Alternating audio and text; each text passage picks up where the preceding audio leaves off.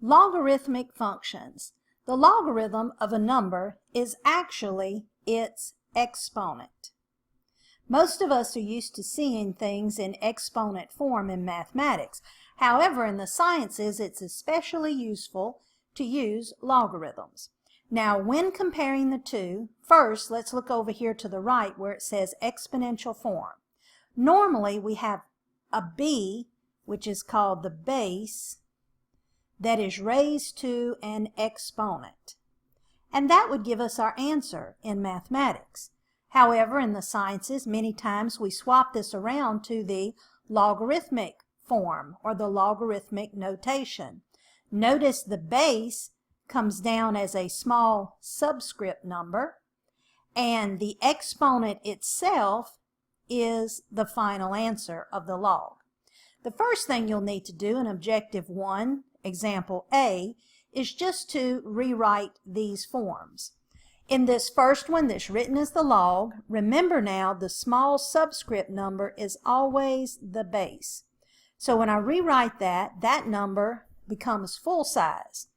Then the number on the other side of the equals is my exponent. So I would have 7 to the power 3 equals x. Now in this second example, my base is this small number, the 4. So I will write that, 4.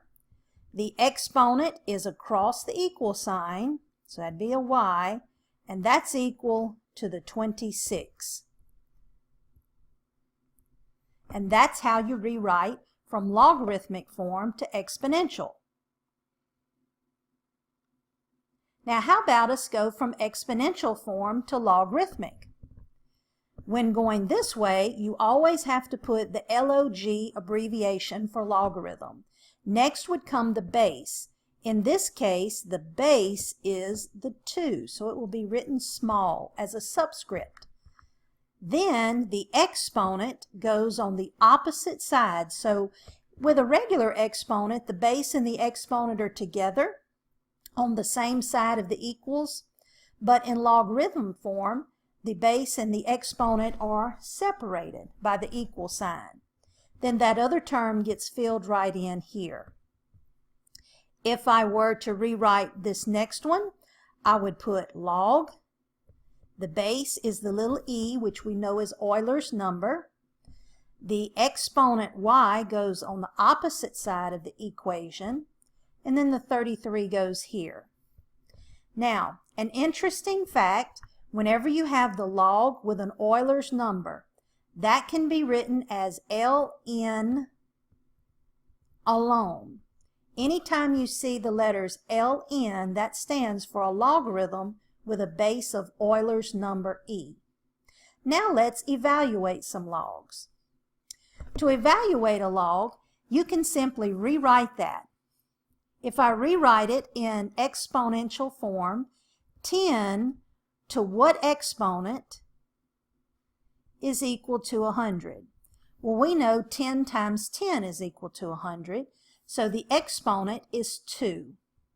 My answer would be 2 because that's the exponent required. To check that, just go in here and put 10 squared, and 10 squared is indeed 100. If I want to do this next one, I would rewrite it as 5 to what exponent is equal to 25. This one happens to be the same answer. That doesn't always occur, but this answer is also exponent 2. So the log base 5 of 25 is 2. Now, the common log has an understood base of 10. So anytime you see just the abbreviation log and no base written beside it, that is a base of 10. The natural log is the one we had looked at previously that's the letters L and N, and it has a base of Euler's number. Now both the common log and the natural log are standard keys on a scientific calculator. The common log key normally looks like this, LOG.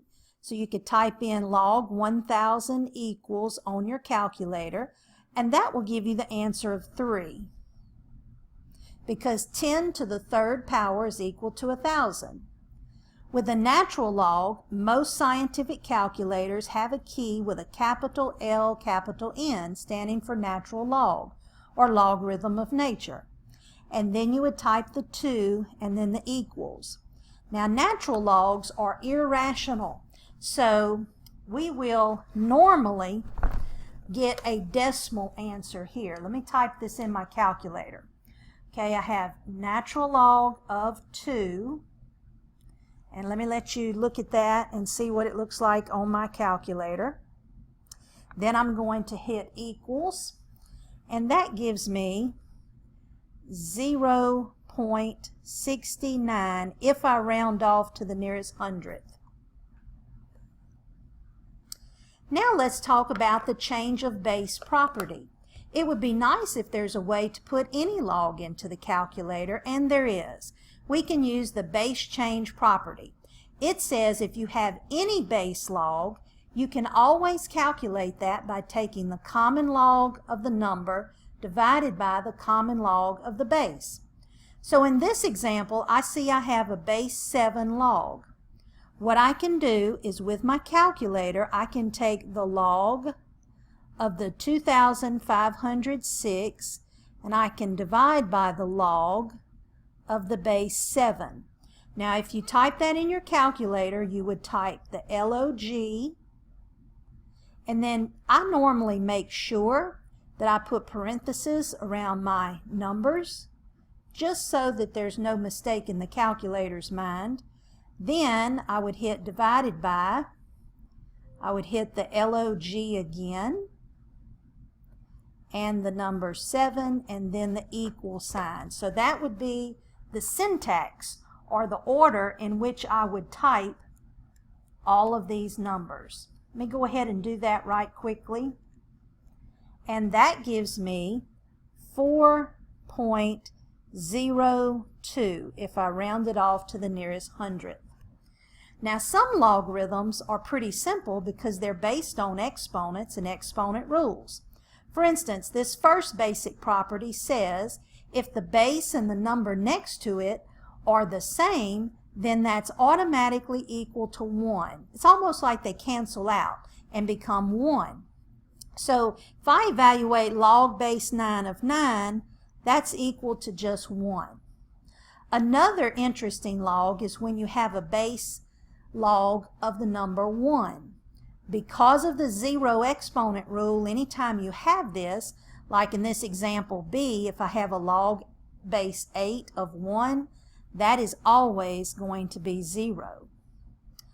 Another interesting rule that I use and like a lot would be the inverse properties for logs. Again, like I said, whenever you have those base numbers that match up side by side, they cancel, and that leaves just the x value. In example A, log base 7 and 7 would cancel because inverse reverses, and that is the answer 8.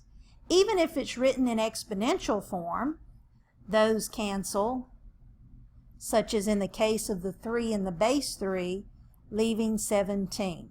So that shows you a little bit about exponential functions and their counterparts, the logarithms, which are used a lot in the sciences.